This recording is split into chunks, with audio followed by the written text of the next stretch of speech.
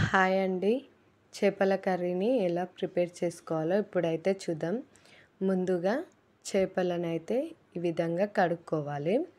ఒక పెద్ద సైజు నిమ్మకాయ తీసుకొని 3 కిలోల చేపలకైతే నేను ఇప్పుడు ఈ ప్రాసెస్ చూపెడుతున్నాను. ఒక పెద్ద సైజు నిమ్మకాయ తీసుకోవాలి.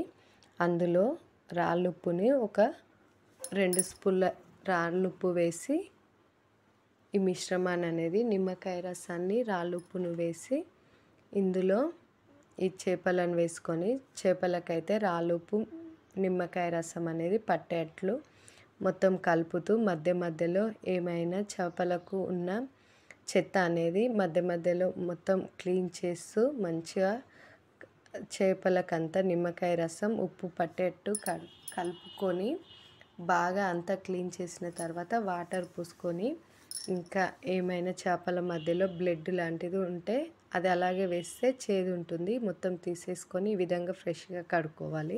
ఈ విధంగా నిమ్మకాయ రసం వేయడం వల్ల చేపల కర్రీ నిమ్మకాయ ఉప్పు వేసి కడగడం వల్ల చేపల తొందరగా కుళ్ళిపోవు. అదేవిధంగా స్మెల్ కూడా నీచు వాసన అనేది రాదనమాట. ఈ విధంగా కడిగిన వాటిలో 1 స్పూన్ పసుపు, 1 స్పూన్ ఉప్పు, 2 స్పూన్ల కారం, 1 స్పూన్ అల్లం వెల్లుల్లి పేస్టు, 1 స్పూన్ ఆయిలు, 1 స్పూన్ ధనియాల పొడి వేసుకొని కలిపి పక్కకు పెట్టుకోవాలి. ఒక 15-20 నిమిషాల పాటు చేపల గ్రేవీ తయారయ్యేంత వరకు ఇవి ఈ విధంగా కలిపి పక్కకు పెట్టుకున్నామంటే ఈ మిశ్రమం అంతా చేపలకు పట్టి మనం తినేటప్పుడు టేస్టీగా ఉంటుంది. అలాగే పచ్చి చేపలు అలాగే వేసామనుకో చేప అనేది తినేటప్పుడు చప్పగా అనిపిస్తుంది. గ్రేవీ ఎంత కారం చేసినా కానీ చప్పగా అనిపిస్తుంది. ఈ విధంగా ఉప్పు పసుపు కారం కలపడం వల్ల నోటికి అనేది రుచిగా అనిపిస్తుంది. ఈ విధంగా 20 నిమిషాలు అయితే పక్కకు పెట్టుకోవాలి. ఆలోపు గ్రేవీని అయితే రెడీ చేసుకోవాలి. గ్రేవీ రెడీ చేసుకోవడానికి కావాల్సినవి ధనియాలు, ఆవాలు, గరం మసాలా, 1 స్పూన్ జీలకర్ర, 2 స్పూన్ల ధనియాలు, 1 స్పూన్ జీలకర్ర, ఒక 2 స్పూన్ల గరం మసాలా, 1 స్పూన్ ఆవాలు, హాఫ్ టీ స్పూన్ మెంతులు వేసి ఈ విధంగా ఫ్రై చేసుకొని పక్కకు పెట్టుకోవాలి. అలాగే ఒక 3 పెద్ద సైజు ఉల్లిపాయలను, అల్లం ముక్క ఒకటి, ఉల్లిపాయలను అయితే ఈ విధంగా వేయించుకోవాలి. ఈ ఉల్లిపాయల్లోనే ఒక అల్లం ముక్క, ఆల్రెడీ అల్లం వెల్లుల్లి పేస్ట్ అందులో వేసాం కదా, ఒక అల్లం ముక్క, ఎల్లిపాయలు ఈ విధంగా ఈ ఉల్లిపాయలు వేసి మిక్సీ పట్టుకోవాలి. ఈ విధంగా ముందుగా ఫ్రై చేసుకున్నవన్నీ మిక్సీ పట్టి పక్కకు పెట్టుకోవాలి. ఇప్పుడు అదే కడాయిలో ఆయిల్ అనేది వేసుకొని అందులో 1 స్పూన్ వేసాను. ఒక 5 స్పూన్ల ఆయిల్ అయితే వేస్తున్నాను. 1 కిలో అయితే ఫ్రై కోసం పక్కకు పెట్టుకున్నాను. 2 కిలోల చేపల కర్రీకి ఇది.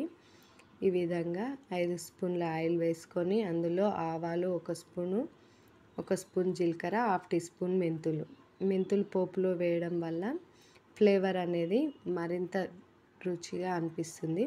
ఇందులోనే ఒక 5-6 పచ్చిమిరపకాయలు, ఒక గుప్పెడు కరివేపాకు వేసుకొని ఈ విధంగా వేయించుకోవాలి. ఇవి వేగిన తర్వాత మిక్సీ పట్టుకున్న ఉల్లిగడ్డ పేస్ట్ని అయితే ఇందులో వేసుకొని కొద్దిగా ఫ్రై చేసుకోవాలి. ఆల్రెడీ పచ్చివాసన పోయే వరకు వేయించి మిక్సీ పట్టాం కదా, ఇలా పచ్చివాసన పోయే వరకు ఆయిల్లో వేసి ఈ ఉల్లిగడ్డ పేస్టుని ఇందులోనే ఆల్రెడీ పసుపు చేపలు కలపడంలో వేసాం కాబట్టి ఒక హాఫ్ టీ స్పూన్ పసుపు వేస్తున్నాను. ఈ విధంగా ఫ్రై చేసుకోవాలి. ఆయిల్ అనేది మొత్తం ఈ విధంగా పైకి వచ్చిన తర్వాత కట్ చేసి పెట్టుకున్న 2 పెద్ద సైజు టమాటాలను అయితే వేసుకోవాలి. గ్రేవీ అనేది ఉల్లిగడ్డను డైరెక్ట్గా వేయకుండా పేస్ట్ చేసి వేస్తే గ్రేవీ అనేది చిక్కగా వస్తుందన్నమాట. అలాగే ఉల్లిగడ్డలు డైరెక్ట్ వేస్తే గ్రేవీ అనేది అంత చిక్కగా రాదు. ఈ విధంగా టమాటాలు ఉడికేలోపు చింతపండు రసాన్ని అయితే కలిపి ఒక నిమ్మకాయ సైజ్ అంత చింతపండుని వేస్తున్నాను నేను. ఈ విధంగా టమాటాలు ఆల్మోస్ట్ ఉడికిపోయినప్పుడు ఒక 3 స్పూన్ల కారాన్ని అయితే వేస్తున్నాను. చేపలు కలిపేటప్పుడు 2 స్పూన్లు వేసాను. మొత్తం 5 స్పూన్ల కారం అయితే వేస్తున్నాను. ఈ విధంగా రుచికి సరిపడినంత కారం ఉప్పు వేసుకోవాలి. ఉప్పు అయితే టేస్ట్ చూసి వేసుకోవాలి, మనకు కావాలనిపిస్తే వేసుకోవాలి. ఈ విధంగా కారం ఉప్పు వేసి అవి ఉడికిన తర్వాత చింతపండు రసాన్ని అయితే పోసి మరి కొద్దిసేపు ఇదంతా ఉడకనివ్వాలి. ఇది అంతా ఉడికి చిక్కపడే వరకు ఇలా ఒకసారి కలుపుకొని ముందుగా మిక్సీ పట్టి పెట్టుకున్న మసాలా మిశ్రమాన్ని ఇందులో వేసుకోవాలి. ఈ విధంగా మసాలా కారం అన్నీ ఉడికిన తర్వాత ఆయిల్ అనేది మనకు మంచిగా చిక్కగా అయ్యి పైకి వచ్చినప్పుడు గ్రేవీ అయితే తయారైందని అర్థం. ఈ విధంగా గ్రేవీ అయితే ఈ విధంగా రావాలి. ఈ విధంగా వచ్చిన తర్వాత ముందుగా కలిపి పెట్టుకున్న చేపలను అయితే వేసుకోవాలి. చాలా సింపుల్గా గ్రేవీని అన్నంలోకి చపాతీలోకి ప్రిపేర్ చేసుకోవచ్చు. చేపల పులుసు కాకుండా ఫ్రై కాకుండా ఈ విధంగా గ్రేవీ ట్రై చేసి చూడండి ఫ్రెండ్స్, చాలా టేస్టీగా ఉంటుంది. ముందుగా చేపలన్నీ వేసి కలుపుకోవాలి. ఫస్ట్ కలిపినప్పుడు అయితే అస్సలు చితకదు ముక్క, తర్వాత మాత్రం ఉడికిన తర్వాత ఈ విధంగా అస్సలు కలపొద్దు. గిన్నె పైన మూతను పెట్టి బట్టతో పట్టుకొని అటు ఇటు ఊపి పొయ్యి పైన పెట్టుకోవాలి. ఈ విధంగా ఆల్మోస్ట్ రెడీ అయిపోయింది కర్రీ. ఇంతే ఫ్రెండ్స్, చాలా